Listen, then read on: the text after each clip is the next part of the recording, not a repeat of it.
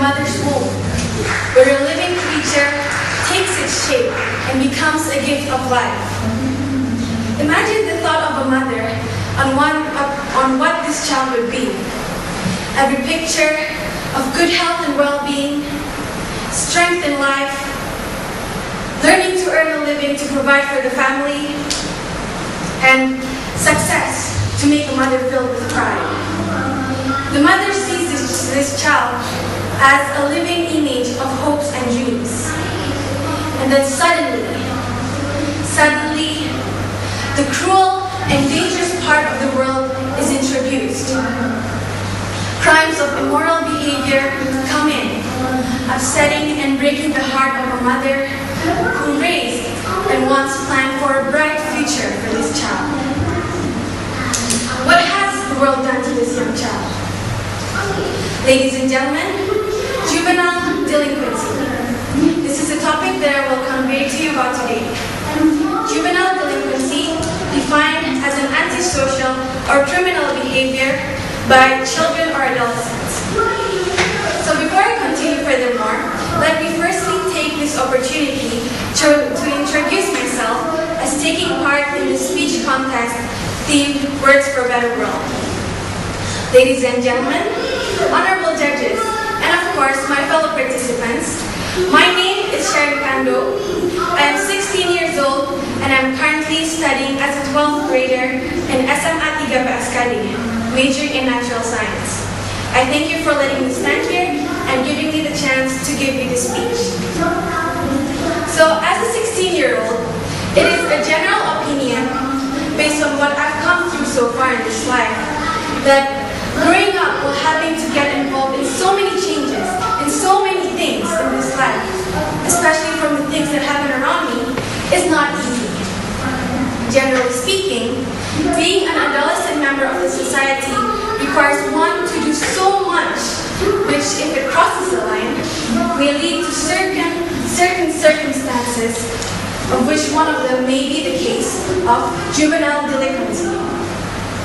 And that, ladies and gentlemen, is what happened to the illustration about the mother and the child that I spoke about previously.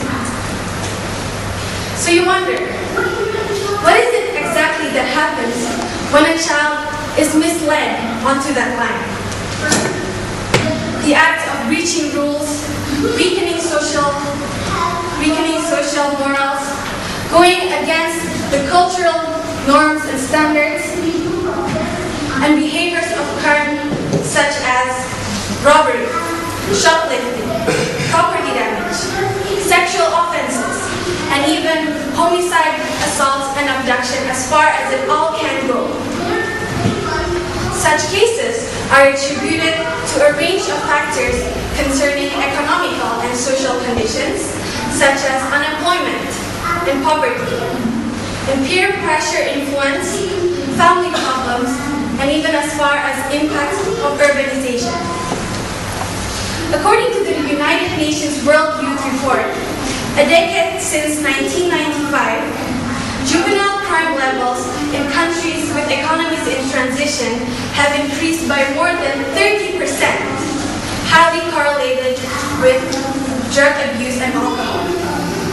In Africa, a group of which most of its components are so classified as the third world country, hunger, urbanization, unemployment, and poverty, they are the primary tendencies that contribute to delinquency.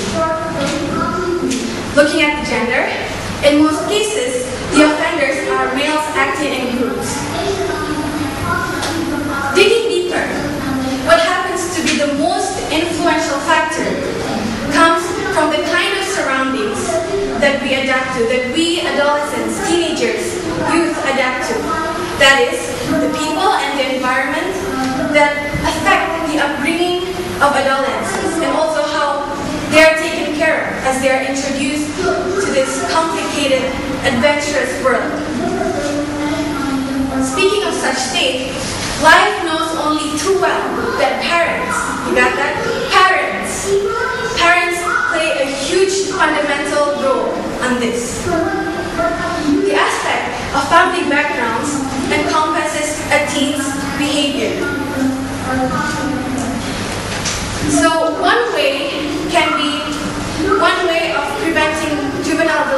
delinquency can be enrolling them in extracurricular activities, for example. Ladies and gentlemen, media reports from sources all around the world offer us information and news that we are to respond to. What are they there for if they only stand as a figure of temporary thought and sympathy? I mean, you only feel sympathy for a while, and then after that, you feel just like it's not so affecting anymore. What are they there for if that's only what they do? Solutions arise from an array of opinions, and it is suggested that teens, adolescents should be subjected to more structure, which means lack of attention upon them is to be avoided. Looking at a bigger aspect, the government should also realize the importance of allocating these resources to prevent juvenile delinquency. As I close my speech, I would like to say in conclusion that a lot of factors concern the case of juvenile delinquency. The world needs to understand that it is a very serious problem and that it can ruin the future of a child substantially. As an author, Isaac Asimov, once said, humanity has stars in its future. And that future is too important to be lost under the burden of juvenile jolly and ignorant superstition. I hope you have gained something from this. Thank you for your kind attention. God bless you.